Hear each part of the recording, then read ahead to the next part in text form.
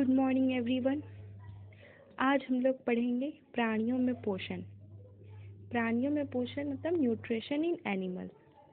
ठीक है, तो प्राणियों के पोषण जो है उसमें पोषक तत्व की आवश्यकता होती है, और ये पोषक तत्व जो है वो आहार के अंतर्गत प्राणियों का जो पोषक है उसमें पोषक तत्वों की आवश्यकता होती है, और ये आहार के अंतर्गत जैसे भोजन ग्रहण करते कहते हैं कि विधि और शरीर में इसके उपयोग की विधि सन्निहित होती है, मतलब सम्मिलित होती है। एनिमल्स में न्यूट्रिशन जो है वो न्यूट्रिएंट रिक्वायर्ड करने के लिए ज़रूरत होती है, इसमें कि फूड इंटेक हो गया और उसका यूटिलाइजेशन। तो क्या होता है कि जो जटिल पदार्थ है, जो कॉम्प्लेक्स फूड है, उसको कन्वर्ट कर दिया करता है डाइजेशन में सरल फूड में, मतलब कि सिंपलेस्ट फूड में, सरल पदार्थ में। ठीक है, अब जटिल खाद्य पदार्थ जो है उसको सरल पदार्थ में परिवर्तित होना या टूटना विखंडन कहलाता है, तथा इस प्रक्रम को पाचन कहते हैं। पाचन किसे कहते हैं? जब टूटना और विखंडन करने से जटिल पदार्थों को तोड़ना, विखंडन करना पाचन कहलाता है। अब भिन्न जैसे कि अलग अलग विभिन्न जीवों में क्या होता है कि भिन्न भिन्न प्रकार का ये विधि देखने में मिलता है। अगर मधुमक्खी की बात करें तो मधुमक्खी हो गया, या मरमर पक्षी, हमिंग बर्ड्स, ये सब क्या करते हैं कि पौधे का जो मकरंद है उसको चूसते हैं। ठीक है, मानव की बात करें, मानव एवं कुछ अन्य जंतुओं में जो कि शिशु अवस्था में जब होते हैं तो वो माँ का दूध पीते हैं। ठीक है, अजगर की बात करें, अजगर जैसे सर्पवर्ग के प्राणी जो हैं वो अपने शिकार को समूचा ही निगल जाते हैं। कुछ जलीय प्राणी अपने आसपास पानी में तैरते हुए खाद्य कणों को छानकर उनका भक्षण करते हैं। मतलब सभी जीवों में एक तरह का ही भोजन ग्रहण करने का विधि नहीं है। ठीक है, जैसे जीव में डाइवर्सिटी है तो उन लोगों के फूड इंटेक का भी तरीका अलग अलग है। अगर मधुमक्खी या मरमर पक्षी है तो वो जो है पौधे से मकरंद लेते हैं, मतलब कि वो जो पुष्प है उससे, पुष्प पर मधुमक्खी बैठते हैं ना, और फिर वो वहाँ से अपना फूड इंटेक करते हैं। अगर बात करें आपको अन्य जीव जंतु की जो शिशुआवस्था में माँ का दूध लेते हैं, पीते हैं, अजगर है तो वो पूरा के पूरे अपने शिकार को ही समूचा निगल लेते हैं, और जलीय प्राणी है तो वो आसपास में उनको जो फूड के कण मिलते हैं उसको वो खाते हैं। अब हम लोग स्टार फिश के बारे में बात कर लेते हैं। ठीक है, सितारा फिश, ये क्या होता है? इसमें कैल्शियम कार्बोनेट के जो कठोर कवच वाले जंतु होते हैं उनका आहार करता है। आप लोगों को एक बात बता देते हैं, स्टार फिश जो होता है वो एक्सक्लूसिव मराइन एनिमल्स होता है, मतलब कि वो समुद्री पानी, खारा पानी में ही देखने मिलेगा। तो जब जंतु खारा पानी में रहता है, उसका हैबिटेट खारा पानी है, तो वो क्या होगा, वहीं के से अपना फूड इंटेक्ट करेगा। तो वो पेड़ पौधे से तो नहीं भोजन लेगा ना। तो जो समुद्री जीव है उसको समुद्र के किनारे कैसा एनिमल मिलेगा? कैल्शियम कार्बोनेट वाले कठोर कवच का। तो वैसे जंतु का ही आहार करता है, और कवच खोलने के बाद वो क्या करता है, ये अपने मुख से अपना अमाशय, स्टमक को बाहर निकालता है। फिर जंतु के जो कोमल भाग होते हैं, कैल्शियम कार्बोनेट को खाता नहीं, उसको तो कवच को वाले जंतु का आहार करता है, लेकिन कैल्शियम कार्बोनेट को हटाने के बाद उसके जो मुख से मतलब अपना मुख से अमाशय निकालता है, और जंतु के जो कोमल भाग होते हैं उसको खाता है। अमाशय वापस शरीर में चला जाता है और आहार धीरे धीरे पचता रहता है। इस तरह से स्टारफिश जो है वो अपना फूड इंटेक करता है। अगर बात कर ले हम लोग मानवों में पाचन के लिए, तो मानवों में पाचन कैसे होता है? हम में, आप में पाचन कैसा होता है? भोजन जो है वो एक सतत नली से गुजरती है। भोजन किस तरह से गुजरती है? एक सतत नली से गुजरती है, जो मुख गुहिका से प्रारंभ होकर गुदा तक जाती है। ठीक है, मुख गुहिका से प्रारंभ होकर कहाँ तक जाती है? गुदा तक जाती है। मतलब बकल कैविटी से एनस तक का प्रोसेस है। ये देखिए, ये मुख गुहिका है, बकल कैविटी, मुख गुहिका से फिर ग्रास नली, इसोफेगस, वहाँ पे गया, फिर अमाशय यानी स्टमक में, फिर क्षुद्रांश, छोटी आंत स्मॉल इंटेस्टाइन, फिर बड़ी आंत लार्ज इंटेस्टाइन जो कि मलाशय से जुड़ा होता है, और फिर ये मलद्वार या गुदा मतलब एनस में चला जाता है। इस तरह से मानव में पाचन का क्रिया होता है, ये सारे स्टेप्स से गुजर के जाती है। इसके विभिन्न घटकों का पाचन भी क्रमिक रूप से होता है, जैसे कि आमाशय की आंतरिक भित्ति। एक सेकंड।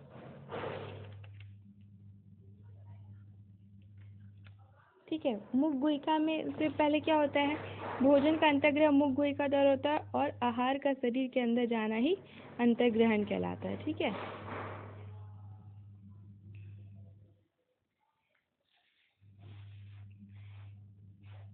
यहाँ पे देखिए विभिन्न घटकों का पाचन भी क्रमिक रूप से होता रहता है, और आमाशय की आंतरिक भित्ति जिसको कि क्षुद्रांत और आहार नाल से संबंधित विभिन्न ग्रंथियां होती है। इसमें अलग अलग ग्रंथि, ये तो आप जान लिए कि मुख गुहिका से होते हुए ओएसोफेगस, स्टमक, फिर small intestine and then large intestine और एनस से एक्सट्रैक्ट हो जाता है। ठीक है, मतलब कि मुख गुहिका के बाद हो गया ग्रासिका, फिर आमाशय, छोटी आंत, बड़ी आंत और मलद्वार से होते हुए गुदा। लेकिन जो इसमें पाचन की क्रिया होती है तो उसके लिए कुछ जो है वो ग्रंथियां भी हैं। कौन सी? लाला ग्रंथि जिसको कि लाल ग्रंथि सलाइवरी ग्लैंड कहते हैं। यकृत हो गया अग्न्याशय, पाचक रस स्रवित करते हैं। ठीक है, पाचक जो है ये जटिल पदार्थों को उनको सरल पदार्थ में बदल देते हैं। आहार नाल एवं संबंधित ग्रंथियां मिलकर पाचन तंत्र कहलाते हैं। मुख गुहिका में कैसे पाचन होता है? तो मुख गुहिका में जो है भोजन का अंतर्ग्रहण होता है, अंतर्ग्रहण मुख द्वारा होता है, फिर आहार को शरीर के अंदर लेने की क्रिया अंतर्ग्रहण कहलाती है।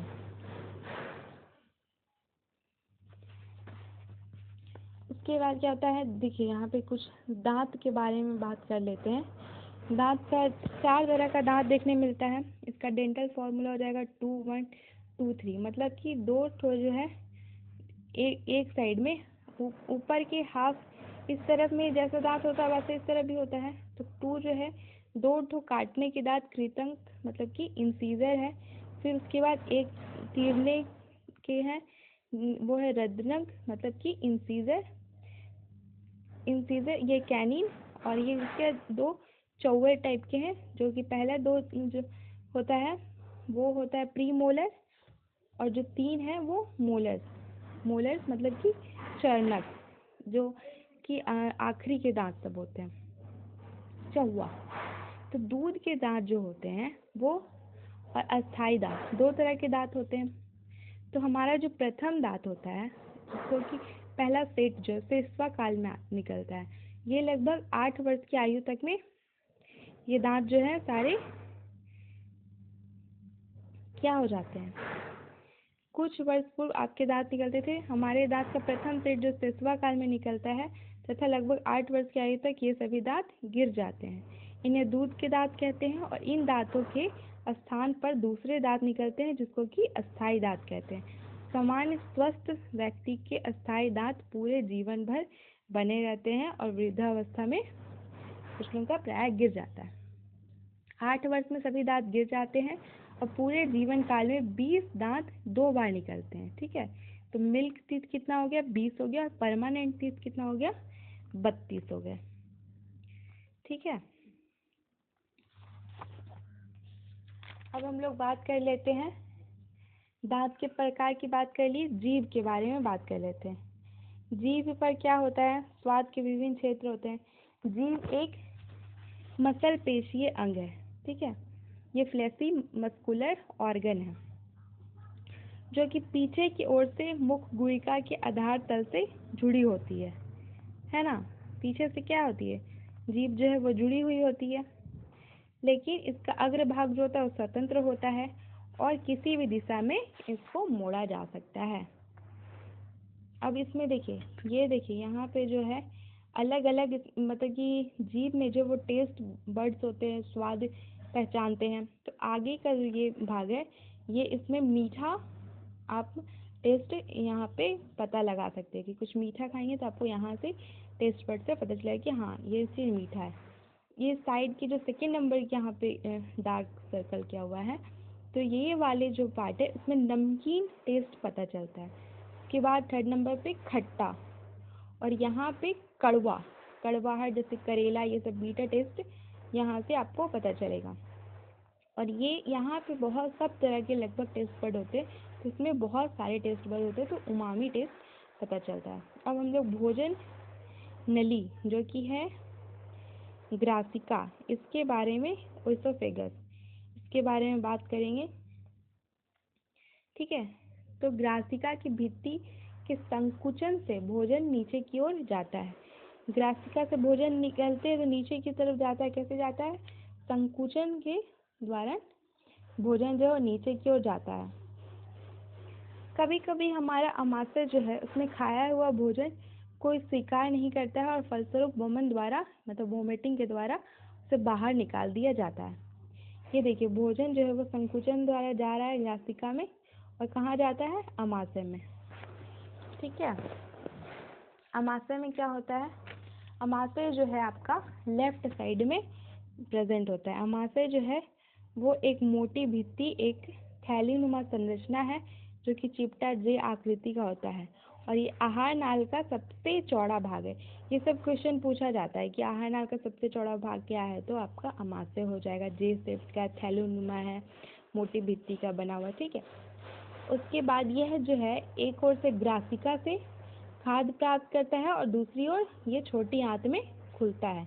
आमाशय का जो आंतरिक स्तर होता है वो क्या होता है? उसमें स्लेस्मल मतलब म्यूकस होता है। ठीक है, आमाशय का आंतरिक स्तर या सतह स्लेस्मल यानी कि म्यूकस सेक्रेट करता है। इसमें हाइड्रोक्लोरिक अम्ल तथा पाचक रस स्रावित करता है, और स्लेस्मल आमाशय के आंतरिक स्तर का सुरक्षा प्रदान करता है। आंतरिक स्तर का, जैसे कि अम्ल जो है वो क्या करता है? अनेक ऐसे जीवाणु को नष्ट करता है जो भोजन के साथ वहां तक पहुंच जाते हैं। साथ ही यह माध्यम को अम्लीय बनाता है, जिससे पाचन रसों का क्रिया करने में सहायता मिलती है। और पाचक रस क्या होते हैं? जठर रस, ये क्या करते हैं? पाचक रस समझ रहे हैं? डाइजेस्टिव जूस, ये क्या करते हैं? प्रोटीन को सरल पदार्थों में विघटित कर देते हैं। तो प्रोटीन का पाचन जो है वो आमाशय से प्रारंभ होता है। प्रोटीन पच के बनाता है अमीनो एसिड।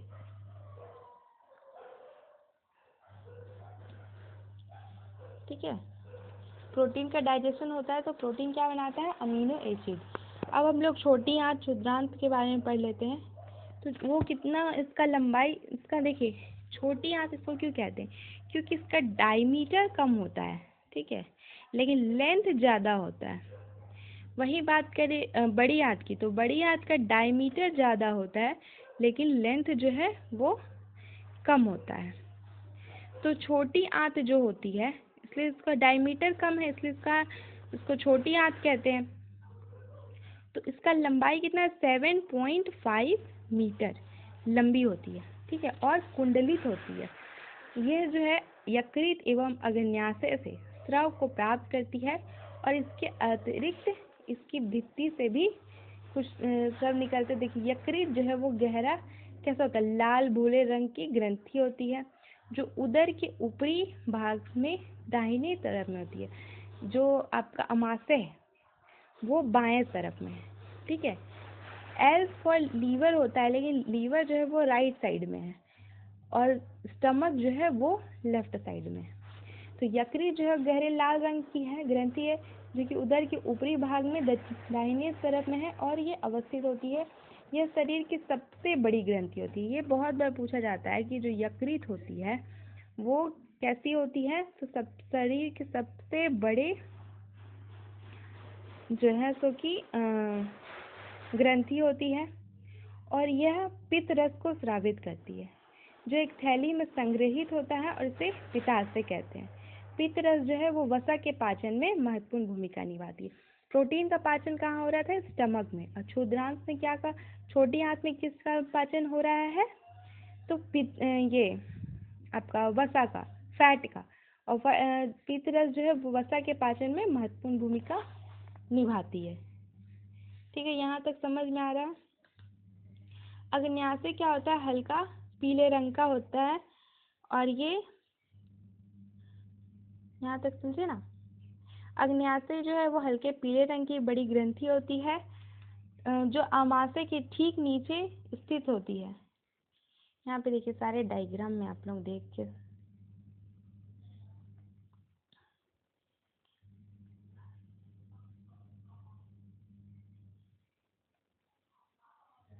डायग्राम नहीं है। अग्न्याशय जो हल्के पीले रंग की बड़ी ग्रंथि होती है, जो अमाशय से ठीक नीचे स्थित होती है। अग्न्याशय जो है उसमें कौन सा रस कार्बोहाइड्रेट एवं प्रोटीन पर क्रिया करती है। ठीक है, अग्न्याशय जो है वो कार्बोहाइड्रेट और प्रोटीन पर क्रिया करती है, और इनकी जो है उनको जो है सरल रूप में परिवर्तित कर देती है। जो भी आंशिक रूप से पचा हुआ भोजन रहता है वो छोटी आंत के निचले भाग में पहुंचता है, जहां आंत रस पाचन क्रिया को पूर्ण कर देती है। तो कार्बोहाइड्रेट जो है वो सरल क्या चीज में परिवर्तित हो जाता है, शर्करा या ग्लूकोज में परिवर्तित हो जाता है, और वसा जो है वो वसीय अम्ल और ग्लिसरॉल में, प्रोटीन जो अमीनो में परिवर्तित हो जाती है। ये देखिए बहुत इंपॉर्टेंट है। कार्बोहाइड्रेट जो है वो सरल शर्करा में जैसे कि ग्लूकोज में परिवर्तित होता है। वसा क्या चीज में होता है, वसीय अम्ल और ग्लिसरॉल में। प्रोटीन जो है अमीनो अम्ल में। इसको एकदम नोट करके रख लीजिए और एकदम माइंड में कि कार्बोहाइड्रेट सरल शर्करा और ग्लूकोज में परिवर्तित होता है, वसा जो है वसीय अम्ल में और ग्लिसरॉल में, प्रोटीन जो है अमीनो अम्ल में परिवर्तित हो जाता है। अब हम लोग ये तो पढ़ लिए कि छोटी आंत का कितना लंबाई होता है। अब क्षुद्रांश में अवशोषण किस प्रकार से होता है, क्षुद्रांश में छोटी आंत में कैसे एब्जॉर्ब करता है चीजों को। तो क्षुद्रांत की आंतरिक भित्ति पर क्या होती है, बोलिए।